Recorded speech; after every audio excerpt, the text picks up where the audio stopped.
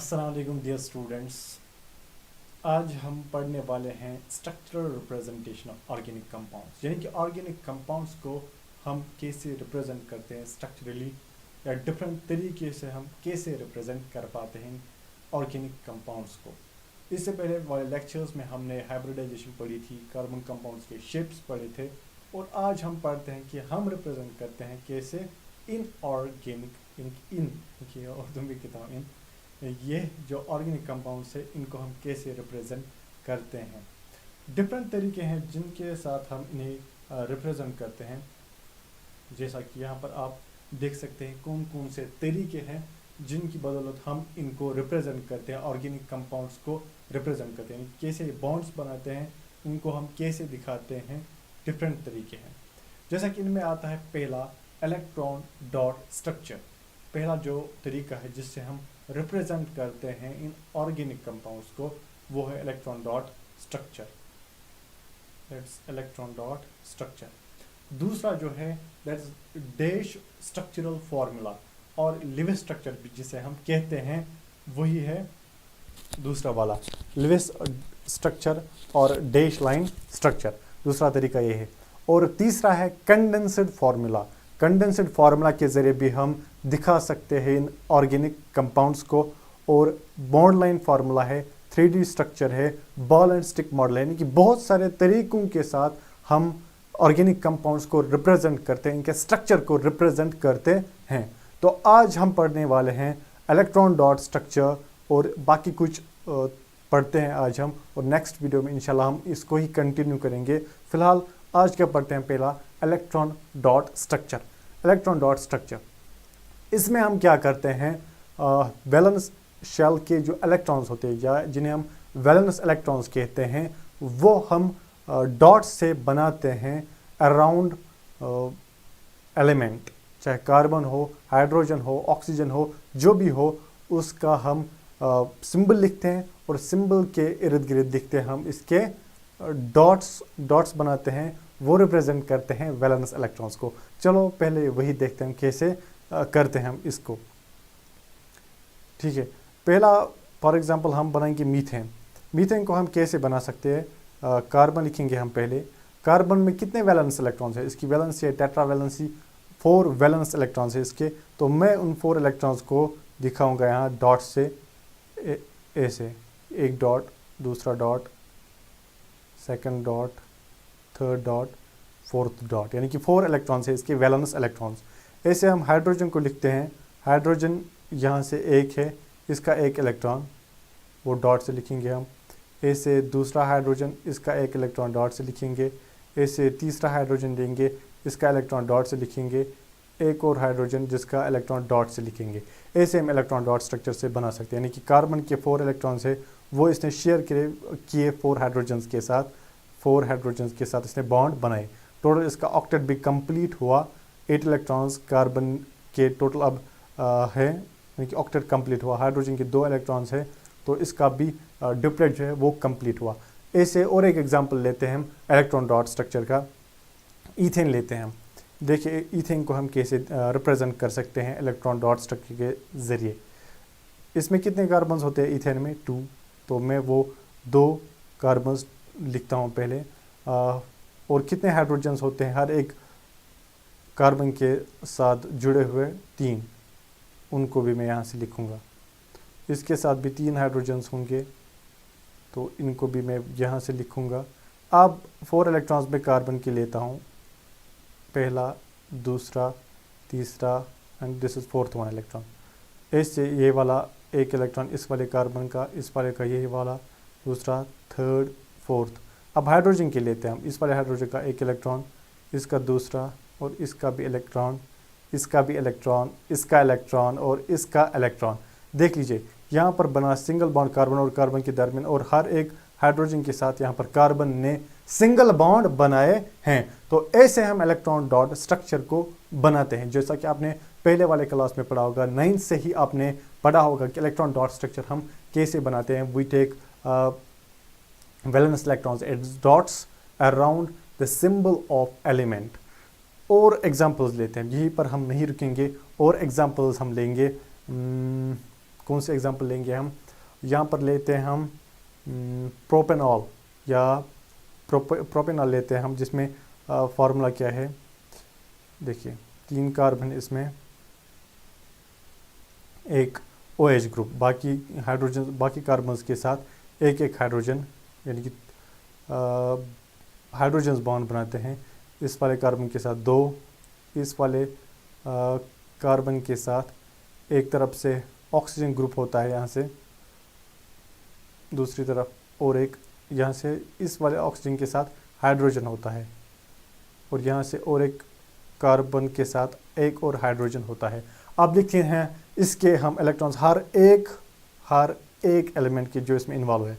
Hydrogen, इसका electron, carbon के 4 electrons, 1 2 3 4, ऐसे इस हाइड्रोजन का एक इलेक्ट्रॉन, इस हाइड्रोजन का एक इलेक्ट्रॉन, ऐसे इस कार्बन का 1 2 3 4, ऐसे इस हाइड्रोजन का एक इलेक्ट्रॉन, यहाँ पर दिखता हूँ मैं इसका यहाँ पर, ऐसे इस वाले कार्बन का एक इलेक्ट्रॉन, दूसरा, तीसरा, चौथा इलेक्ट्रॉन, हाइड्रोजन का 1 2, और ऑक्सीजन की कितने हैं यहाँ पर इलेक्ट्रॉन्स, एक तो यहाँ से शेयर करता है, और इस पे 2 लोन पेयर जो यहाँ पर शेयर नहीं करता है, ये वाला और एक इलेक्ट्रॉन वाला इसका, और हाइड्रोजन का एक इलेक्ट्रॉन।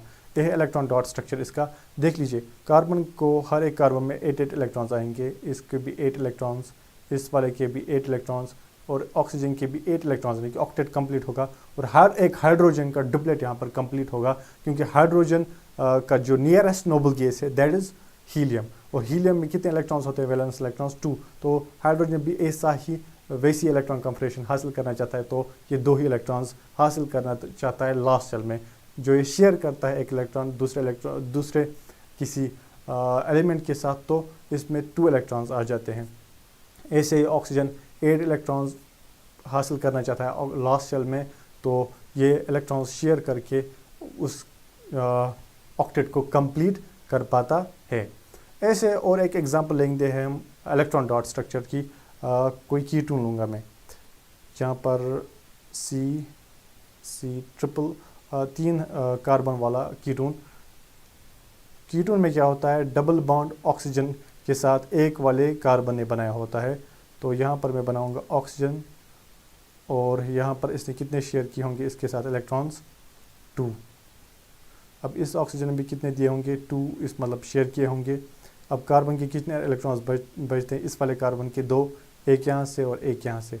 अब इस कार्बन ने एक तो इस वाले से शेयर किया इस कार्बन के साथ, और दूसरा इस वाले कार्बन ने मिडल कार्बन के साथ इलेक्ट्रॉन शेयर किया, और यहाँ पर जो 3 इलेक्ट्रॉन्स इसके बचते हैं वो भी यहाँ पर बनाता हूँ मैं, और वो हाइड्रोजन के साथ शेयर करेगा।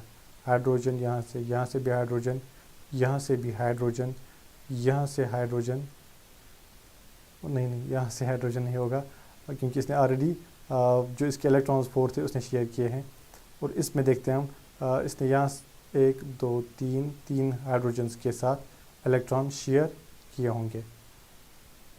ऐसे इलेक्ट्रॉन डॉट स्ट्रक्चर। लेकिन एक चीज़ यहाँ पर ध्यान रख लीजिएगा, इलेक्ट्रॉन डॉट स्ट्रक्चर जो है ये बहुत टाइम कंज्यूमिंग होता है, इसलिए हम दूसरे तरीक़ों पर ध्यान रखना चाहते हैं, दूसरे तरीके सीखने हैं हमें, वरना ये जो इलेक्ट्रॉन डॉट स्ट्रक्चर है बहुत इंफॉर्मेशन हमें प्रोवाइड करता है जो बाकी स्ट्रक्चर शायद ही प्रोवाइड कर सके। यानी कि कितने इलेक्ट्रॉन्स शेयर कर पाता है ये, हर एक एलिमेंट कितने इलेक्ट्रॉन शेयर करता है, और कितने कहीं पे इलेक्ट्रॉन्स ऐसे होते हैं जैसे कि यहाँ पर ऑक्सीजन के जो ये शेयर ही नहीं करता है, जो ये लोन पी सकता है, यानी कि नॉन बॉन्डिंग इलेक्ट्रॉन्स रखता है, वो भी यहाँ पर कंप्लीट इन्फॉर्मेशन मिलती है हमें। लेकिन ये टाइम कंज्यूमिंग मेथड है, तो इसलिए हमें दूसरे मेथड्स देखने हैं, जैसा कि दूसरा मेथड है देश फार्मूला और लाइन और Lewis structure. Bond line structure अलग है, लिविस स्ट्रक्चर में हम 2 इलेक्ट्रॉन्स को रिप्रेजेंट करते हैं बाय सिंगल लाइन और डैश से।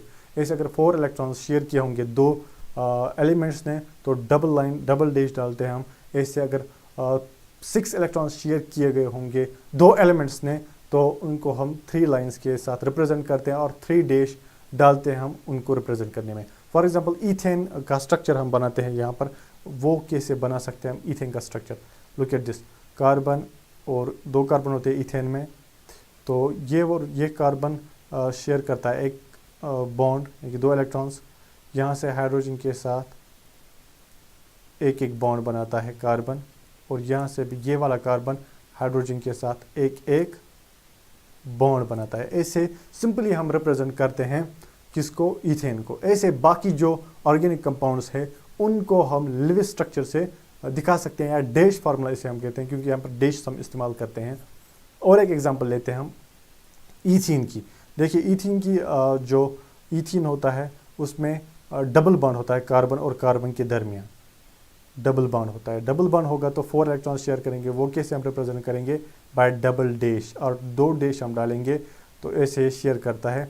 अब कितने इलेक्ट्रॉन्स बचे इसके, या कितने बॉन्ड और बना सकता है, टोटल तो 4 ही बना सकता है कार्बन, तो और 2 एक किसके साथ बनाएगा, हाइड्रोजन के साथ। ये यहाँ से हाइड्रोजन और यहाँ से हाइड्रोजन, ऐसे भी मैं हाइड्रोजन दिखा सकता हूँ इसको, हाइड्रोजन और हाइड्रोजन यहाँ पर ये शेयर करेगा हाइड्रोजन के साथ सिंगल सिंगल बॉन्ड। ऐसे और एक एग्जाम्पल लेते हैं हम, किसी अल्कोहल की एग्जाम्पल लेते हैं हम, जिसको हम डैश फार्मूला से रिप्रेजेंट करते हैं। डैश फार्मूला क्या है, सिंपली जहाँ पर इलेक्ट्रॉन डॉट्स को हम 2 डॉट दिखाते थे वहाँ पर एक डैश डालनी है, एक लाइन डालनी है, तो उसे हम डैश फार्मूला कहते हैं। अब देखते हैं हम और एक एग्जाम्पल प्रोपिनॉल की, जिसमें 3 कार्बन है और OH ग्रुप है। यहाँ से मैं इसको OH डालता हूँ इसके साथ, यानी कि ऑक्सीजन के साथ कार्बन ने यहाँ पर बॉन्डिंग की है, बीच में सिंगल बॉन्ड्स शेयर करते हैं आपस में। तो यहाँ पर इस कितने बॉन्ड बना सकता है ये वाला कार्बन, 3, तो ये किसके साथ बनाता है, वो 3 बॉन्ड ये बनाता है हाइड्रोजन के साथ, और ये बना सकता है 2, क्योंकि इसने ऑलरेडी 2 बनाए हैं, तो वो 2 किसके साथ ये शेयर करेगा, 2 हाइड्रोजन के साथ। ऐसे ये कितने बना सकता है, 2, तो ये 2 हाइड्रोजन के साथ वो बनाएगा। तो ऐसे हम इसको दिखा सकते हैं। लेकिन और एक चीज़ यहाँ पर याद रख लीजिएगा, इस वाले ऑक्सीजन पर ध्यान दीजिए, क्योंकि यहाँ पर तो एक ही ऑक्सीजन है, ऑक्सीजन पे ध्यान दीजिए। यहाँ पर हम डॉट 2 ऊपर डाल सकते हैं, यहाँ पर, यहाँ से भी डॉट्स। ये डॉट क्या है, ये वो वाले इलेक्ट्रॉन है, वैलेंस इलेक्ट्रॉन इस ऑक्सीजन के जो इसने शेयर नहीं किए हैं, जो इसने बॉन्डिंग में इस्तेमाल नहीं किया है, तो उनको हम दिखाते हैं। यूजुअली हम उम्मीद भी करते हैं इसको, यानी कि यूजुअली हम स्ट्रक्चर जब दिखाते हैं, डैश फार्मूला दिखाते हैं, लिविस स्ट्रक्चर दिखाते हैं, तब हम यूजुअली इन लोन पेयर्स को नहीं दिखाते। लेकिन जब भी आपको रिएक्शन करनी होगी, रिएक्शन मैकेनिज्म देखना होगा, जो कि आपको ज़रूरी देखने हैं बाकी आगे वाले टॉपिक्स में, तो उनके लिए ज़रूरी है कि आप लोन पेयर्स को वहाँ पर दिखा दीजिए, वरना आपको वहाँ पर कन्फ्यूजन हो जाएगा। तो अभी से आदत रख लीजिएगा, जब भी आप डैश फार्मूला इस्तेमाल करेंगे, लिविस स्ट्रक्चर फार्मूला इस्तेमाल करेंगे आप, तो वहाँ पर आप जो इलेक्ट्रॉन्स कोई लोन पेयर रखता है, यानी कि जो शेयर नहीं करता है 2 इलेक्ट्रॉन्स या 2 से ज़्यादा या 4 इलेक्ट्रॉन्स, उनको आप डॉट से रिप्रेजेंट कीजिए। ठीक है, और एक एग्जांपल लेते हैं हम कीटोन की ही, जैसा कि अभी मैंने प्रोपेनॉन दिखाया था। यहाँ पर वही एग्जांपल हम लेते हैं, जिसमें 3 कार्बन है और एक कार्बन, जो मिडल वाला कार्बन है, उसने डबल बॉन्ड बनाया है ऑक्सीजन के साथ। तो मैं वही बनाऊंगा यहाँ पर, पहले डबल बॉन्ड इसने इस ऑक्सीजन के साथ बनाया है। तो अब कितने बॉन्ड बना सकता है ये वाला कार्बन, 2 ही बना सकता है, एक तो इस कार्बन के साथ बनाएगा और दूसरा इस कार्बन के साथ बनाएगा। अब ये वाला कार्बन, फर्स्ट वाला कार्बन कितने बॉन्ड बना सकता है, ये अभी 3 बॉन्ड बना सकता है। वो किसके साथ बनाता है, ये हाइड्रोजन के साथ। ठीक है, ये वाला भी कितना बना सकता है, ये भी 3 ही बना सकता है, किसके साथ बनाएगा, हाइड्रोजन के साथ, वो 3 बॉन्ड बनाएगा। ठीक है, इतना आपको समझ आया कि डैश फार्मूला में क्या करते हैं हम, जहां पर हम इलेक्ट्रॉन डॉट में डॉट 2 दिखाते थे, वहां पर हम एक लाइन दिखाते हैं। एक लाइन क्या रिप्रेजेंट करती है, सिंगल बॉन्ड। अगर 2 लाइंस हम एक दूसरे के ऊपर 2 लाइंस डालें तो वो क्या रिप्रेजेंट करता है, डबल बॉन्ड। जैसा कि यहाँ पर है डबल बॉन्ड, यहाँ पर भी मैं लिविस, यहाँ पर भी मैं इलेक्ट्रॉन डॉट इस्तेमाल करूँगा लोन पेयर्स के लिए ऑक्सीजन को। और डबल बॉन्ड होगा तो 2 लाइंस डालते हैं। ऐसे अगर ट्रिपल बॉन्ड होगा, उसकी भी एक एग्जांपल लेते हैं हम, हमें क्या नुकसान होगा, लेते हैं इसकी भी एक एग्जांपल, इथाइन की लेते हैं। कार्बन और कार्बन के दरमियान ट्रिपल बॉन्ड है। ट्रिपल बॉन्ड यानी कि इसने 6 इलेक्ट्रॉन्स आपस में ही शेयर किए हैं इन 2 कार्बन ने। अब एक ही बॉन्ड बना सकते हैं ये, वो यहाँ पर इथाइन में किसके साथ बनाते हैं, ये हाइड्रोजन के साथ। होपफुली इतना आपको क्लियर हुआ होगा। डैश फार्मूला हम क्या करते हैं, डैश इस्तेमाल करते हैं। अब इसके बाद क्या है, condensed structural formula. Condensed structural formula हमें और टाइम बचाने में मदद करता है।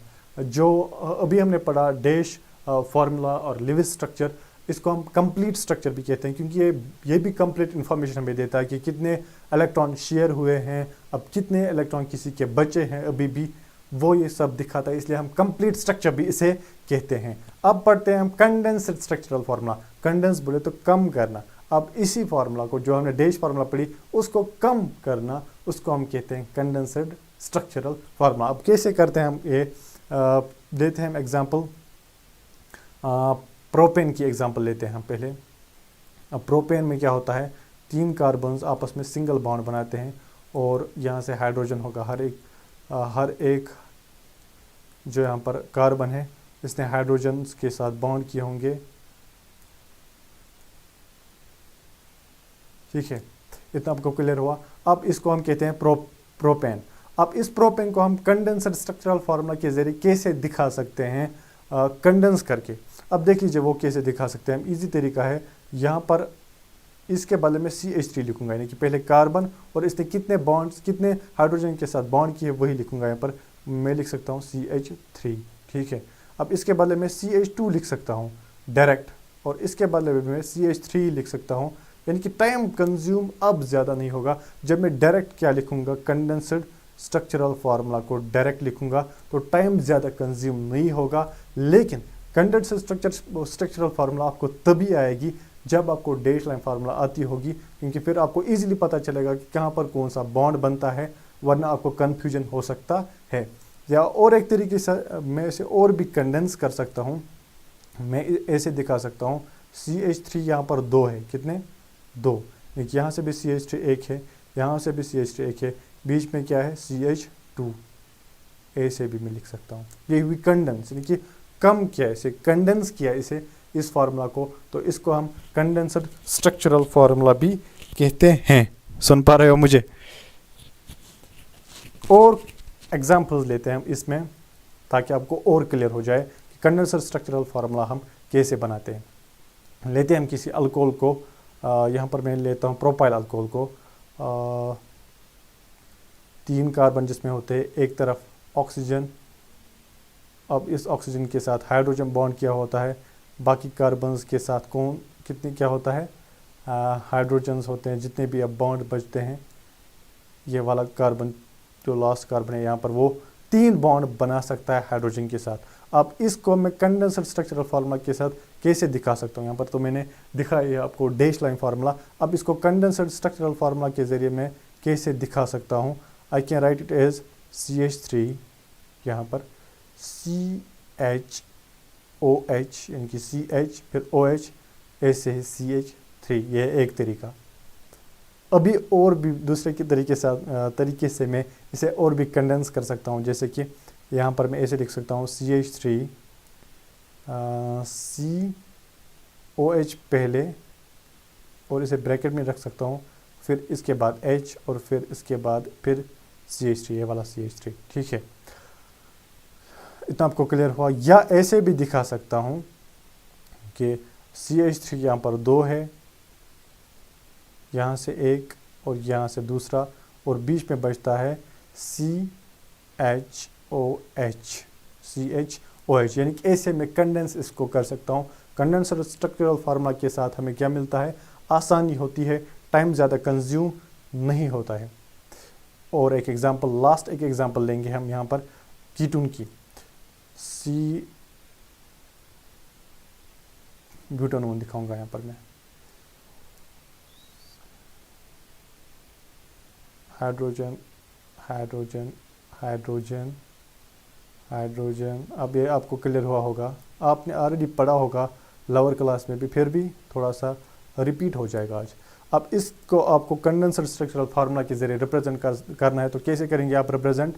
आप लिखेंगे यहाँ पर CH3 पहले, इसके बदले, और इसके बदले लिखेंगे CH2, इसके बदले लिखेंगे आप CO, और इसके बदले CH3। इजीली रिप्रेजेंट होगा ये ऐसे।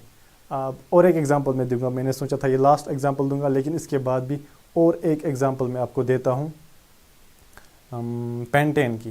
पेंटेन में कितने कार्बन होते हैं? 5, 2, 3, 4, 5। हर एक ने सिंगल सिंगल बॉन्ड बनाया होगा क्योंकि अल्केन है। यहाँ से होंगे इसके हाइड्रोजन्स, हर एक कार्बन के hydrogen, hydrogen hydrogen hydrogen hydrogen hydrogen hydrogen hydrogen hydrogen hydrogen और हाइड्रोजन यहाँ से भी। अब देख लीजिए यहाँ पर क्या करूँगा मैं, CH3 लिखूँगा पहले। अब CH2 कितनी बार आए हैं, 1 बार 2 बार 3 बार, तो मैं ऐसे लिख सकता हूँ CH2 कितनी बार रिपीट हुए हैं, 3 बार। अब फिर बचा क्या यहाँ पर, CH3। देखो कितना आसान होता है ऐसे, लेकिन ये आपको तभी आएगा जब आप इन्हें प्रैक्टिस करेंगे। कंडेंसर स्ट्रक्चरल फार्मूला आपको बहुत टाइम बचाएगा, लेकिन जो इसके बाद हम पढ़ने वाले हैं बॉन्ड लाइन फार्मूला, वो तो आपको टाइम बहुत ज़्यादा बचाएगा। मिलते हैं आपके साथ नेक्स्ट वाले वीडियो में, लेकिन उससे पहले आप सब्सक्राइब ज़रूर कीजिए। और जो नेक्स्ट क्लासेस आने वाले हैं, जो नेक्स्ट क्लास आएगा that will be about bond line formula और 3D स्ट्रक्चरल फार्मूला भी हम इंशाल्लाह पढ़ते हैं। मिलते हैं आपके साथ नेक्स्ट वाले वीडियो में, तब तक के लिए अस्सलामु अलैकुम।